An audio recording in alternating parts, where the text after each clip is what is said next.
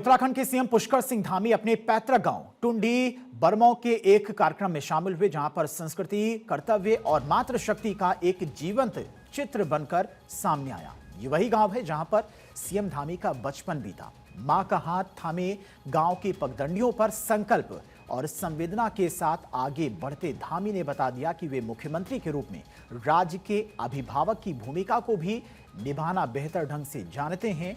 इससे पहले भी कई मौकों पर सीएम धामी ऐसी औपचारिकताओं से ऊपर मां की सेवा को प्राथमिकता देते नजर आए हैं। उन्होंने गांव स्थित ब्रह्मचारी मंदिर में पूजा अर्चना कर न केवल भगवान से प्रदेश की सुख समृद्धि की कामना की, बल्कि उस मिट्टी का तिलक लगाकर यह भी जताया कि आधुनिकता की दौड़ में भी जड़ों से जुड़ाव ही सच्चा उत्थान है। बड़े बुजुर्गों के चरण स्पर्श कर उन्होंने ये दिखा दिया कि ऊंचा पद व्यक्ति को ऊंचा बना सकता है, लेकिन विनम्रता ही व्यक्ति को महान बनाती है। उन्होंने युवाओं, माताओं, बहनों और बच्चों से भी बात की। गांव के बच्चों, युवाओं और मातृशक्ति से संवाद करते हुए सीएम धामी ने यह संदेश भी दिया कि वो केवल योजनाओं के निर्माता नहीं, बल्कि उन भावनाओं के संरक्षक भी हैं जिनसे राज्य की असली आत्मा बनी है। धामी का ये रूप जनता के दिलों को इसलिए भी छू जाता है क्योंकि वे केवल विकास की योजनाएं नहीं बनाते हैं, वे संस्कृति की धरोहर को भी हृदय में संजोकर चलते हैं। वे सिर्फ एक नेता नहीं, बल्कि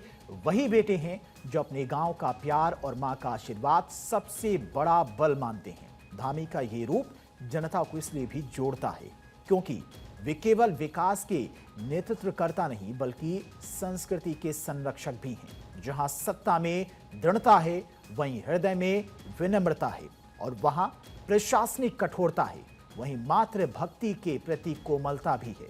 यही संतुलन उन्हें जनता को और करीब लाता है। इसी सादगी और धरातल से जुड़ाव का प्रभाव उत्तराखंड से बाहर भी महसूस किया जा रहा है। बिहार में हुए चुनाव में प्रधानमंत्री नरेंद्र मोदी और गृह मंत्री अमित शाह के नेतृत्व के साथ सीएम धामी का भी प्रभाव स्पष्ट दिखाई दिया। उन्होंने जिन 5 सीटों पर प्रचार किया, वहां पर बीजेपी ने प्रचंड जीत दर्ज की है। धामी जहां जाते हैं, वहां का राजनीतिक वातावरण बीजेपी के पक्ष में और सशक्त हो जाता है।